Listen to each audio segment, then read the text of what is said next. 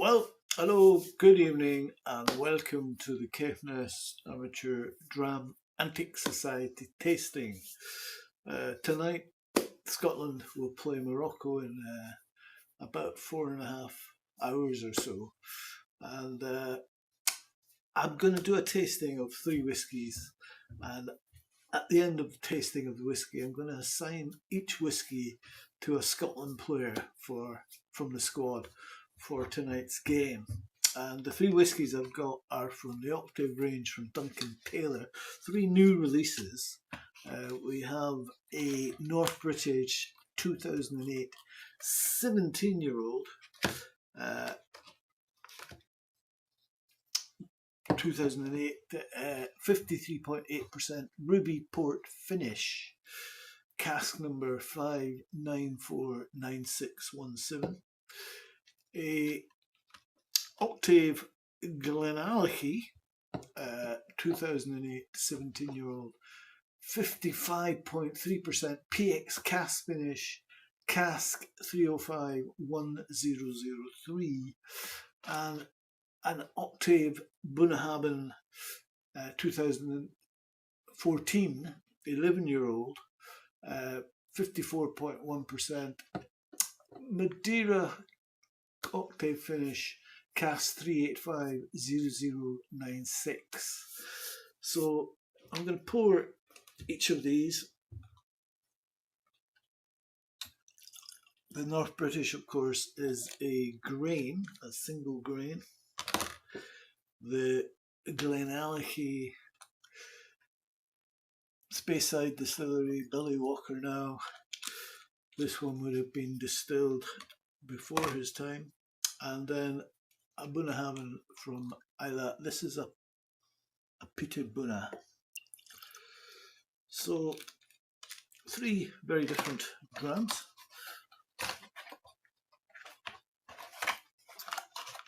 A grain, a Speyside, and a peated Islay.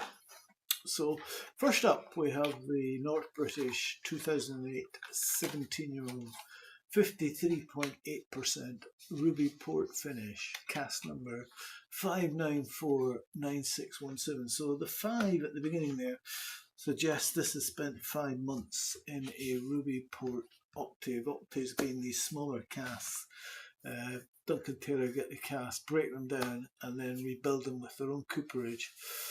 So North British Distillery is a grain whisky distillery in the Gorgie district of Edinburgh, Scotland, where Lawrence Shanklin played last year, of course. Rivals to Grant Hanley's Hybees. They were founded in 1885 by the blenders Andrew Usher, William Sanderson and John M. Crabbe, and it was created to secure a reliable grain spirit outside the distillers' company. And today it operates as a joint venture between Diageo 75% and the Edrington Group 25%, producing grain whisky and neutral grain spirit to feed multiple blended Scotch brands. This one was distilled at North British on the 22nd of June 2008. Spent the next 17 years maturing, including its 5 months in the teeny little Octave cask, which previously held ruby port. And the smaller cask allows for greater interaction between the wood and spirit, which should result in a richer, bolder profile. And this one was bottled on the 8th of May 2026 and is a release of 64 bottles, and it has got that ruby glow to it that you get from a ruby port cask finished whisky.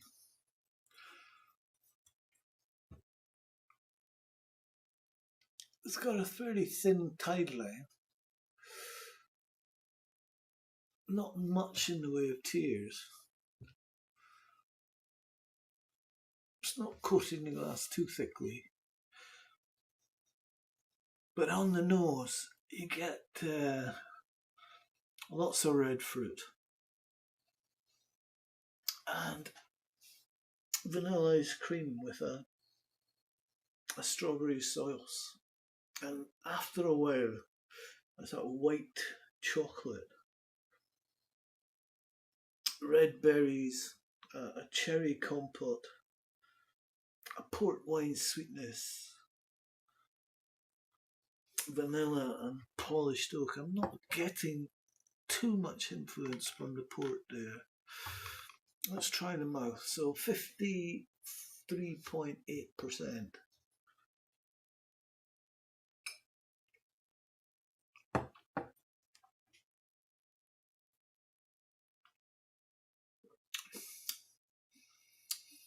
And the mouthfeel is beautifully creamy and smooth.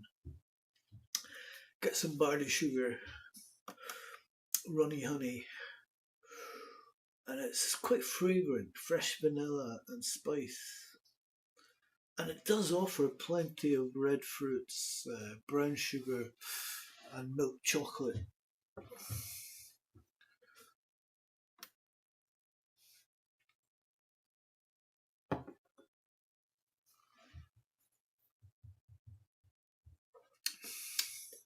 And I'm not getting a lot of the acetone varnishy element that you get with a lot of grains. Getting sort of more of a raspberry dark chocolate and a warming spice, and it's supported by a rich, rounded mouthfeel.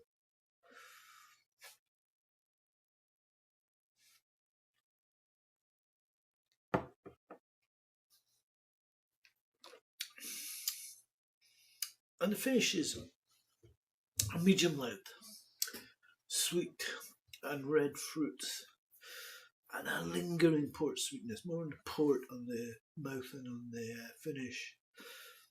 And you get that oak grip that you often get with an Octave, and a gentle heat. I'm going to add 2 mils of water to this.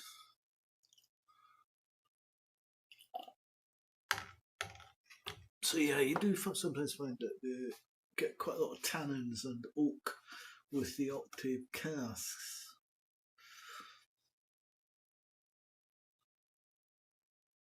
Not a heck of a lot of asymmetry there.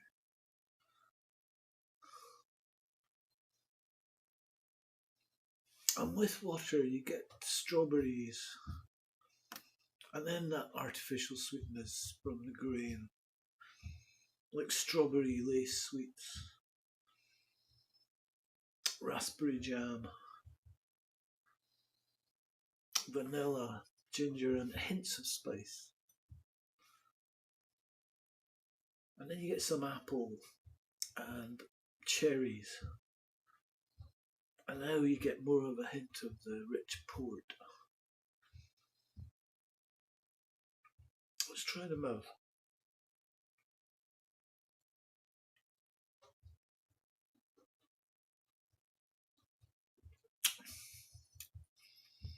And the strawberry notes are immediately present, along with a dense cherry and jam-like red berry hit. And there's a flash of raw alcohol burn, which disappears as quick as it arrives. There's some ginger,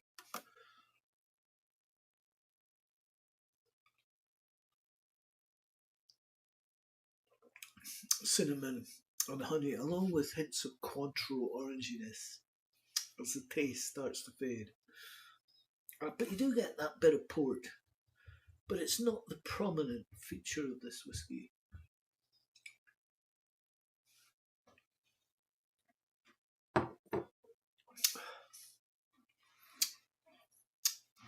And on the finish, it is a thick liquid that initially starts drying and fades into a slight oiliness.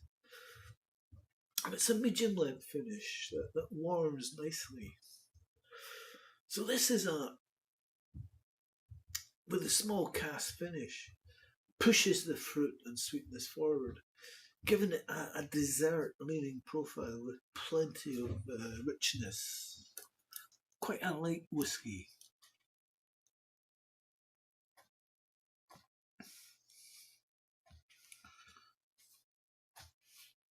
So I'm going to cleanse my palate tonight with Filbert's Teriyaki mochi rice bites.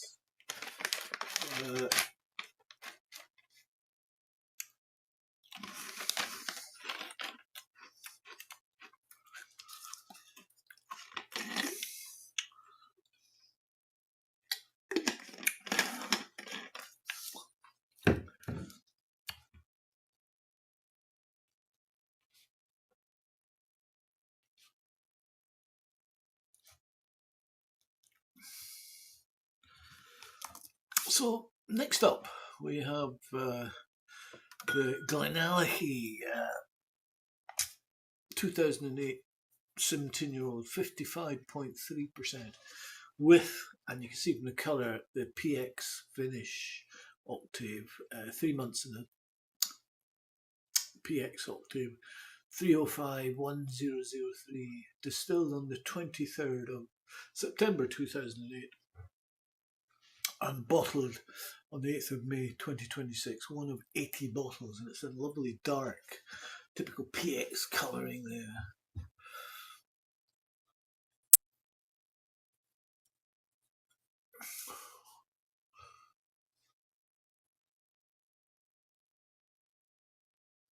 And again, it's coating the glass nicely. This one's a bit thicker than the last one. And you get the PX, roasted raisins, nuts, millionaire shortbread, black teas, roasted chestnuts, fig cakes, then mint leaves, pine needles, hoisin, and there's not just PX, there's much more to it than that. Nice nose, nice nose. Let's try them out.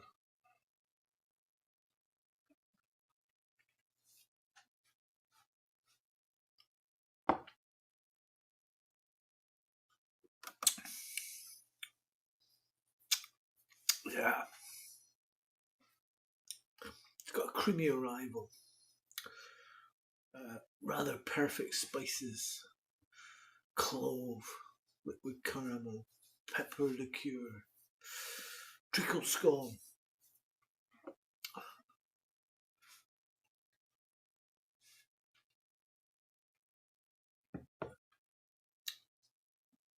Demerara sugar, caramelized fruits, cocoa, brandy biscuits, and you get the Christmas cake, pine resin and aquavit.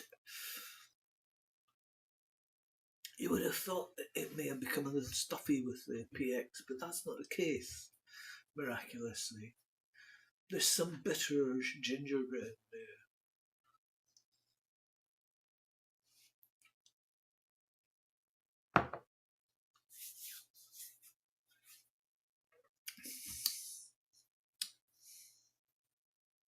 And the finish is long, spicier, raw cocoa, mint and cinnamon drops and pepper.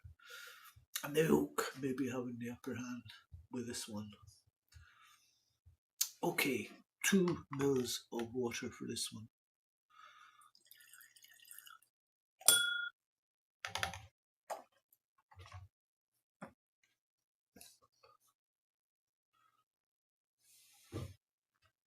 Oh, there's a nice symmetry in this one.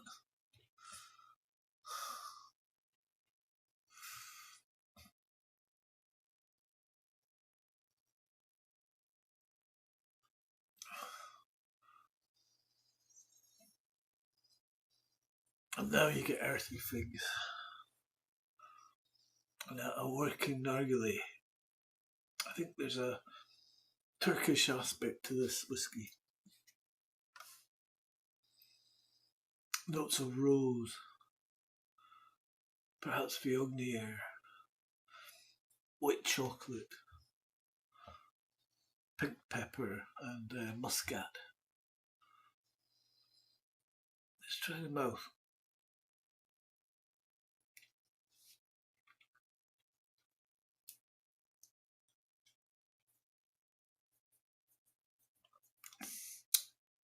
kilos.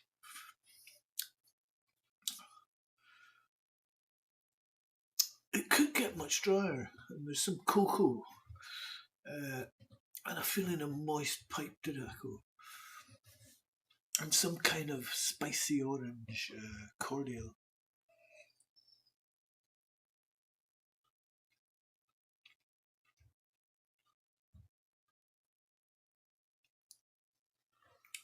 But it becomes more balanced with water, which brings in pepper, chocolate, tobacco, malt like Ovaltine, and a dash of stout.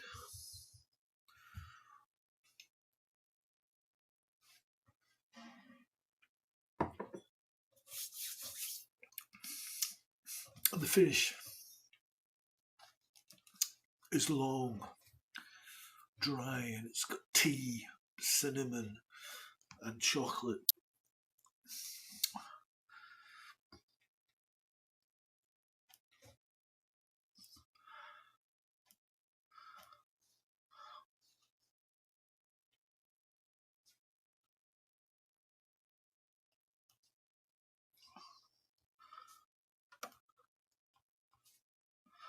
Yeah, this one is almost two whiskies in one.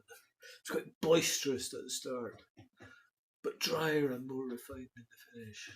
And it is excellent whiskey with a spicy and high quality woodiness. I mean, sometimes you wish you could just taste a more natural Glenallachie again one of these days. Even if it's true that the old official 12-year-old Glenallachie with its yellowed label wasn't exactly a showpiece, to say the least, but needs must. So we'll have some more of these Filbert's teriyaki mushy rice bites.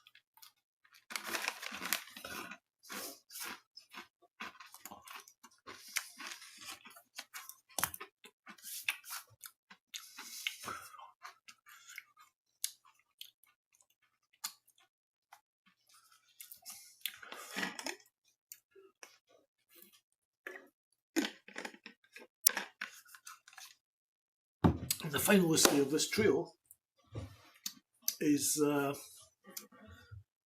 Octave Bunnahabhain 2014 11-year-old, 54.1%, Madeira finish Cask 3850096. So Bunnahabhain, founded in 1881 on Isla's northeastern shore, it originally focused on producing whiskey for blends, and over time it became known for a style that leaned more towards gentle and peated expressions, which is quite an uncommon approach on Isla.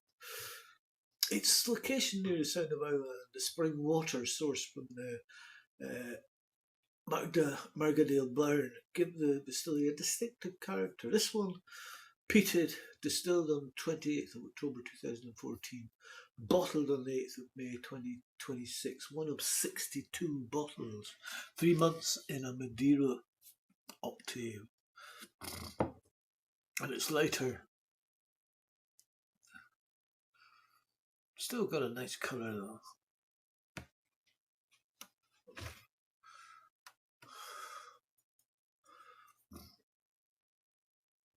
And lovely tears on this one. And it is peat smoke with a slightly floral tinge. There's mango chutney and candied fruits. It's a Turkish delight. Back to Turkey again. Honey, agave syrup. The smoke is quite subtle,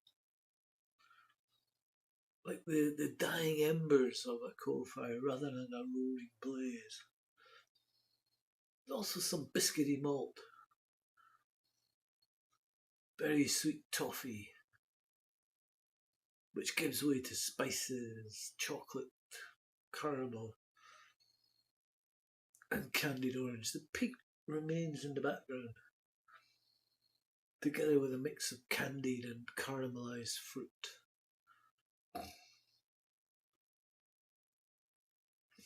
Let's try the mouth.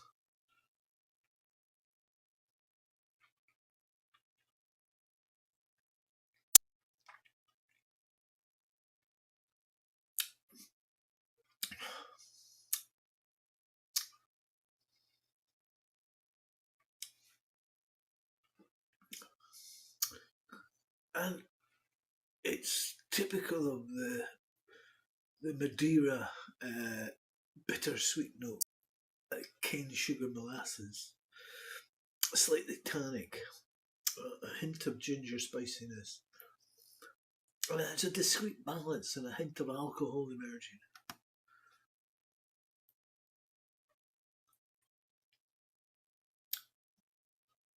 But with that, you do get a lot of red fruit. There's a bit of pink mixed with smokiness and seaweed. And the spice is quite strong. It makes the tongue tingle. Sweet peat, maritime, grassy, soft spice, herbal.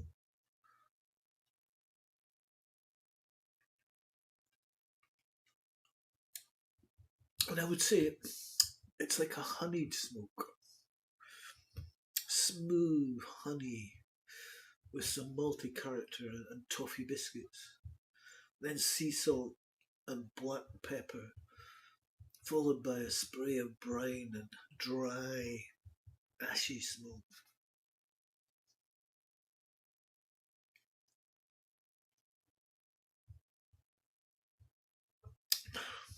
The finish is long and dry. The ashy maritime smoke remains on the tongue. Algae and a peach jam stick to the cheeks. Fig cream. The smoke and the alcohol ensure a long finish. But I'm going to add 2 mils of water to this.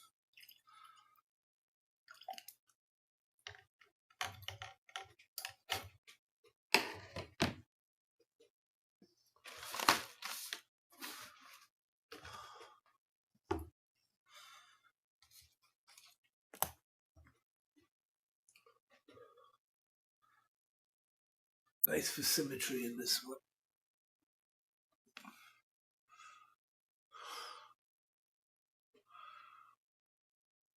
Lovely tears.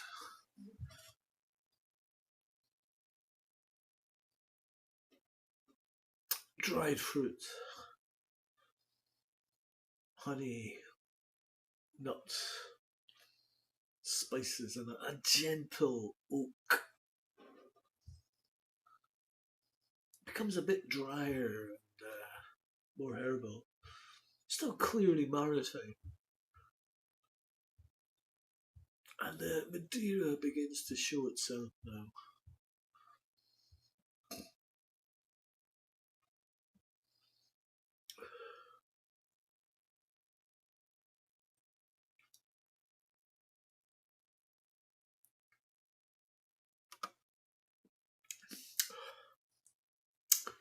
And with water on the mouth, it's clearly smokier and more maritime. Creamy, sweet, oily, maritime, algae-like, almost like a ashy cold smoke, peach and Mirabelle plums and honey.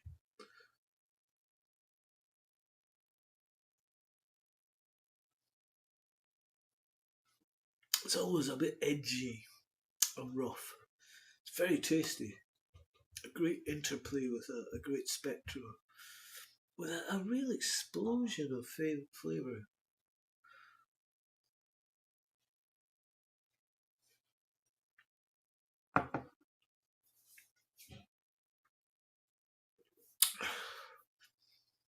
And on the finish, it's much simpler. Salty algae, dry smoke, and it's a little sweet. So this is a rather pleasingly different splash of Bunnahabhain.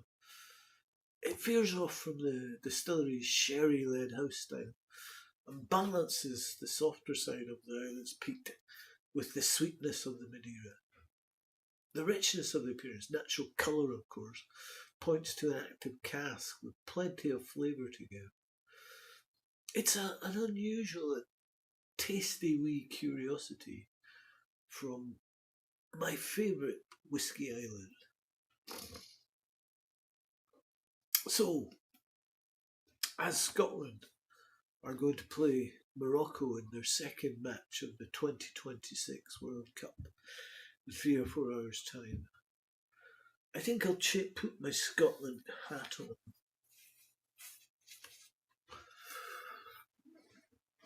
And I'm going to compare each of these whiskies to a player from our squad.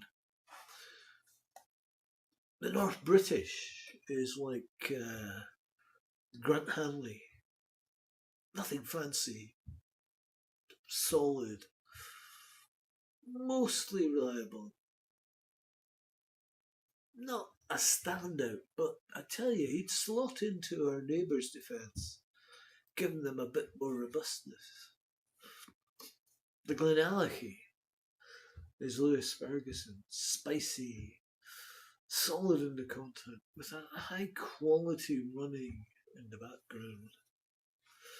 And the Bunnahabhain is Ben Gannon Doak, an unusual whisky, something of a throwback to the past, a curiosity that may well be the star of the show. Come on, Scotland! Thanks for listening.